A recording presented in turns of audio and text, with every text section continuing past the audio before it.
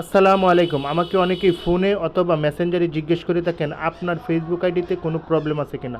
আশা করি এই ভিডিওটা দেখলে আপনি ধারণা ক্লিয়ার হয়ে যাবে। আপনি আইডি বা প্রোফাইলে লগ ইন করবেন, তারপর দেখেন কর্নারে 3 ডটস অপশন আছে, ওইখানে ক্লিক করবেন, তারপর নিচে চলে যাবেন, হেল্প অ্যান্ড সাপোর্ট আছে, ওইখানে ক্লিক করবেন। হেল্প অ্যান্ড সাপোর্টে ক্লিক করার পর তারপর সাপোর্ট ইনবক্স ওইখানে যাবেন, তারপর রিপোর্টস অ্যাবাউট আদার্স ওইখানে ক্লিক করবেন, কোনো রিপোর্টস নেই।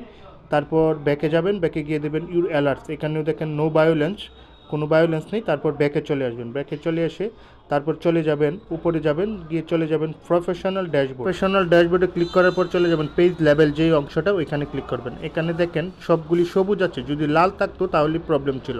তারপর চলে যাবেন পেজ রিকমেন্ডেশনে, পেজ রিকমেন্ডেশনে যাওয়ার পর দিবেন পেজ স্ট্যাটাস, প্রোফাইল থাকলে প্রোফাইল স্ট্যাটাস এখানে ক্লিক করবেন। তারপর দেখেন page has no issue, ID বা পেজ যাই হোক, এখানে গ্রিন সিগন্যাল থাকলে বুঝবেন যে আইডি বা প্রোফাইলে কোনো সমস্যা নেই।